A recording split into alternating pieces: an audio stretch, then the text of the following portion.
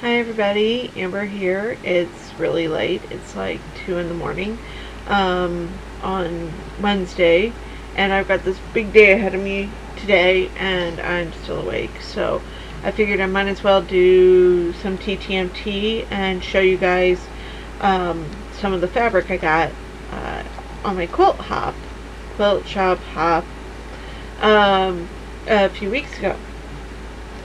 So first things first, I've been working on a new project that I've assigned myself that I can show you guys, and you guys may remember I did a Sesame Street quilt earlier this year. I finished it up and it's currently off at the quilters. I had a certain amount of the solid fabrics that I used for that left over, and I've been contemplating doing something like this for a while, and I finally figured out what background fabric I wanted. So I've been working on the letters that Jen designed for Harry Potter. So the fabric background that I used has sparkles in it, and actually it's the same fabric I'd show you, but I'm actually sitting on it, that I used for the background of my Project of Doom. It's also fabric that I used in my Hobbit quilts, my Lord of the Rings quilts, my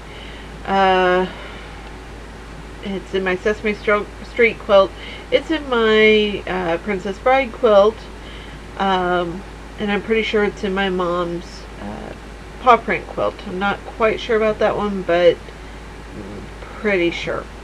So it's just a fabric that I really love. So there's that.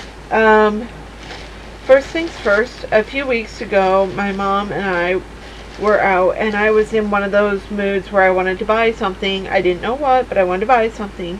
And we ended up at the quilt shop, and since I didn't find any yardage I wanted, I ended up buying some Northcott Stonehenge, a couple of sparkly or shiny fabrics, and then some stars. And they're all fat quarters. And while I was looking around looking at what to buy, my mom saw the advertisement for the shop hop, and was like, you know, we should go to this. And at first I resisted, simply because it's a lot of money, and well, it's not a lot of money to do it. It's like $5 to do it, but it meant driving all these places and getting gas and all the time. But you know, it sounded like a fun thing. We could go and we could do this stuff and prizes and stuff. So we went, and within the first few shops we ended up deciding to try and hit all 15, and that's exactly what we did. So I kind of convinced myself that at every shop I went to I should buy something, both as a hey, I've been here, and kind of as a memory thing. So the first shop we ended up at was Galesburg, which is about 40-45 minutes from me, and they had a very nice shop. First place I've ever been to that they used old baby cribs for displaying the bolts. It was not the only place that I saw that at on the shop hop, but it was interesting to me all the same. I ended up getting, I'm pretty sure this is some fairy frost in gold or light gold. If it's not fairy frost, it's who is it? Timeless Treasures has a line called pearlescent, but there's no identifier on the selvage, but it looks very much like fairy frost. So I have that, and then I got this silver-ish stuff, which kind of looks like rock candy. And if you guys watched my birthday video where I went out and bought some stuff, there was this line called rock candy that's no longer done, and hey, it was shiny. So that particular store was giving out pens that light up. Unfortunately, this one's mine. This one's my mom's. Mine doesn't quite work. I don't know if it's the batteries or what, but so I've confiscated my mom's. And at each shop we went to, we also got the pattern for making their quilt. Every store did a quilt, and they all donated a block. Then they also, because their theme this year was cooking and cuisine, they had these recipe books, which my mom bought. I haven't had a chance to look through it, but it was kind of interesting.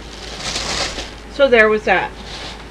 Then we went a little bit more west, and we ended up at a place called Clothesline in Avon, Illinois. And it was a bit crowded by the time we got there, and it was making me nervous. I don't like being around big crowds. So I just found these two earthy toned, they're not Stonehenge obviously, but I thought they were really nice tone on tone fat quarters. Their giveaway was, ironically enough, another snail tape measure, which is what I got out of the traveling swap box that we did a few months back. So that was kind of funny. Then we ended up in Macomb, which I think is a little more west and a little more south. Not quite sure. I don't have my map. And while we were there, my mom won a door prize and got a roll of wrapping paper, but it looks like crocheted hexes. It's really kind of cool. I've claimed it as my own. And here's what I got at that shop. Some Christmassy green holly and some stony looking stuff. I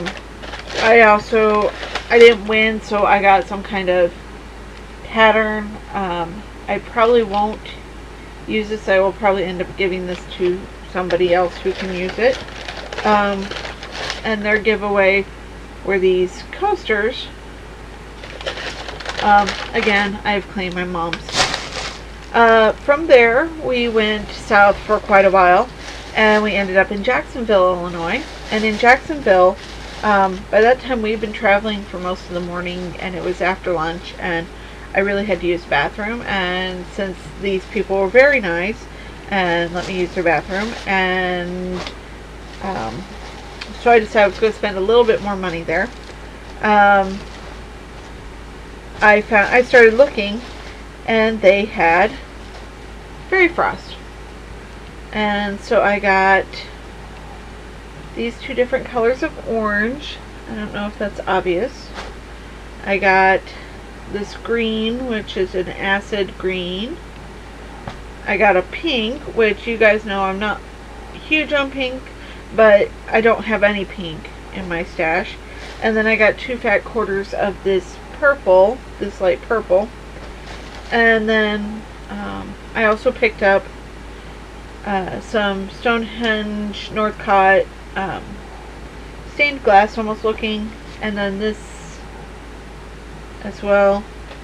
And they also had this yellow, but they didn't have it in a fat quarter, so I bought a half yard.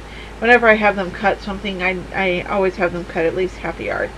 So I spent quite a bit of money there, and it was completely worth it because I got some fairy frost.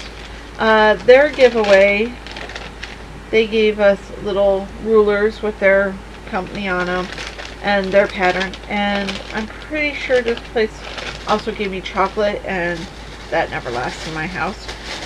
So there was that. Then we went east, and we went to a place in Springfield, which honestly was one of those places that's more about selling the sewing machine than fabric. They didn't have a lot of fabric to choose from, but they did have this, it's a Timeless Treasures, kind of purplish, bluish, night sky kind of stuff, but it's got sparkles in it. And they had both this, which is a half yard cut, and this, which is a remnant, and it was 3/8 a yard, which is pretty much almost a whole yard. So, and since I had not seen this at that time yet, which I found later, I ended up getting both batches.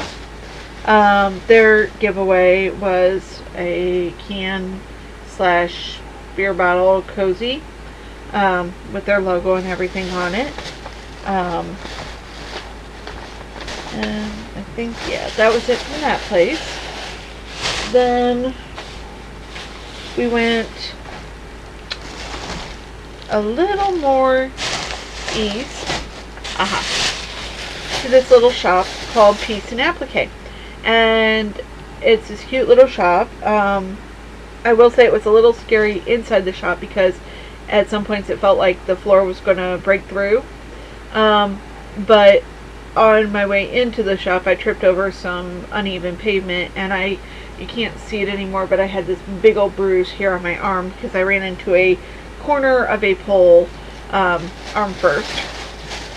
But they had, again, I want to say there was like chocolate or something in here, and they gave us a little needle book with a sewing needle in it and a needle for the sewing machine.